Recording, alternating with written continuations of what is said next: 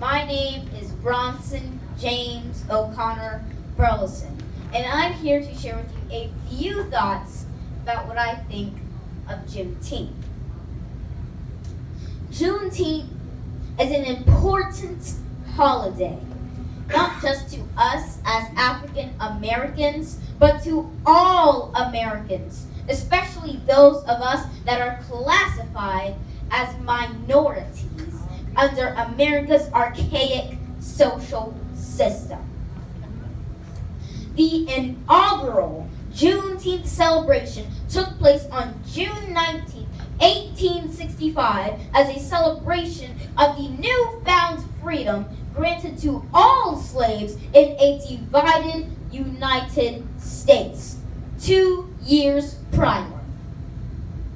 Unbeknownst to the slaves, in 1865, they were freed when President Abraham Lincoln signed the Emancipation Proclamation in 1863. While I was preparing for this message, I learned 2 new phrases. No news is good news, and ignorance is bliss. But the history of Juneteenth is one very strong counter to both phrases. Ignorance and the lack of news is what bound our ancestors to 2 additional years of forced labor. That, to me, is the equivalent of 2 more years of families separated, 2 more years of women abused, 2 more years of lives lost at the hands of slave owners who were protected under the immunity from the law. I don't know about you, but I don't want to spend 2 minutes, let alone 2 years in forced labor, stripped of my own personal freedom, rights, and choices. If our people, our enslaved African ancestors, learned nothing else, they learned this: ignorance is not bliss, and no news is not good news. As a matter of fact, my mom often reminds me about the determination of our ancestors. I have read the history and have a growing understanding of my people and their setbacks and triumphs. In this country, setbacks and enslavement to their freedom, setbacks and triumphs ranging from their capture, the Middle Passage, and their enslavement to their freedom. A freedom followed by more legalized injustice, yet in spite of the famish, ridicule, poverty, and despair faced by many, there were many more who confronted the injustice and persevered through their hardships in pursuit of a better quality of life, a better quality of life achieved through their education or other gifts bestowed upon them by God. All right.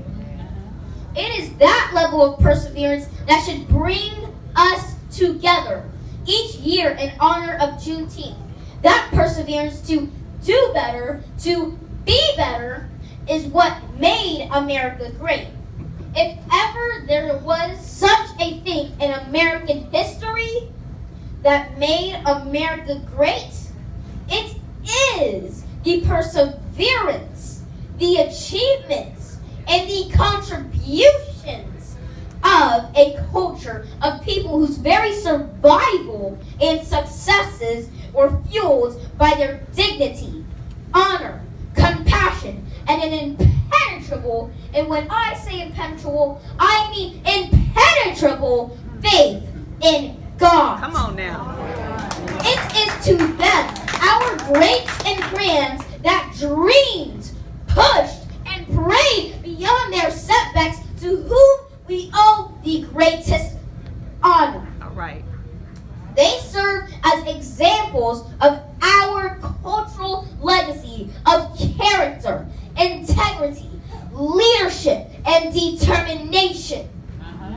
The greatness that America was is a result of the greatness of its people, our people.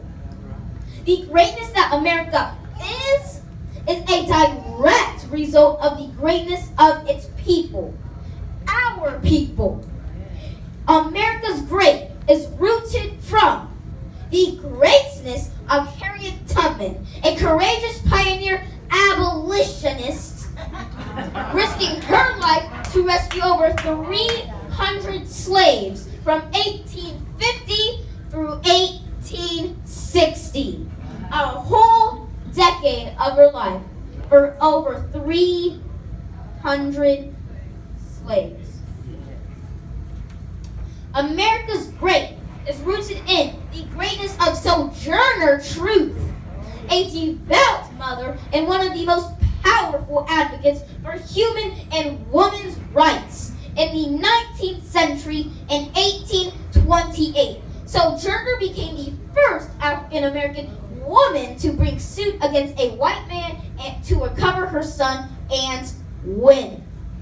In 2014, she was included in Smithsonian Magazine's list of the 100 most significant Americans of all time.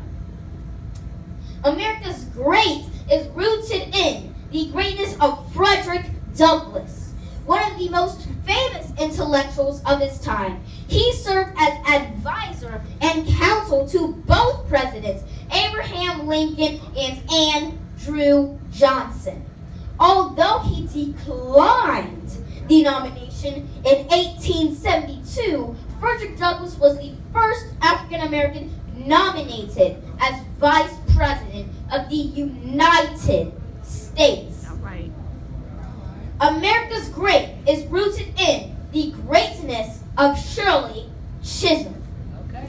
In 1968, she became the first African American woman elected to the United States Congress. America's great is rooted in the greatness of Dr. Martin Luther King Jr., who the world credits with improving civil rights in the United States and abroad. His leadership from 1954 through 1968 is still recognized today. The greatness of these individuals and the many more greats before and after them evolved out of their own, sometimes dire circumstances. But it is their circumstances that unveiled the great in them. All right. Through their determination not to surrender, but to keep the faith and push, pray, and persevere. Juneteenth now should forever and ever focus on celebrating our greats. It should be a moment of reflection and remembrance of our ancestral footprints that includes the many named and unnamed greats of all time, past, present, and future. Be it in politics, education, or social justice. So we do not forget and do not take for granted the cobblestone-like path they paved before us. Juneteenth now should be about celebrating the cultural triumphs in our history, then and now. We have become, some people have become complacent. No. All of us have become complacent and gotten too far away from the authority of God and the power of the Holy Spirit, which moved us through 300 years of enslavement and over 150 more years of the progression of social injustice beyond emancipation. Juneteenth now should celebrate the story of how, like the Israelites, God has brought us out of slavery and into our own awareness of who we are, have always been, and who he has designed us to be. A people of honor, a people of integrity, and more importantly, a culture of faith. Faith in God and his plan for each one of us, and our responsibility to him, our culture, and each other. Make America great by making America faithful in their commitment to living and looking like Christ. Make America great by standing united to protect the civil liberties of all people. America and of itself as a country is not great, but an America that reflects the greatness of its people has been, is, and will always be great. A greatness erected on the backs of our greats and grands.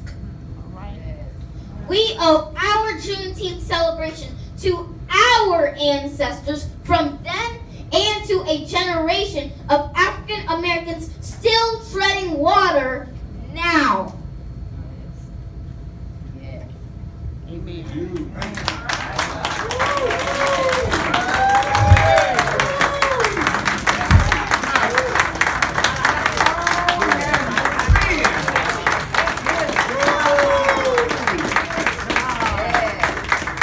Let's continue that round of applause, guys. He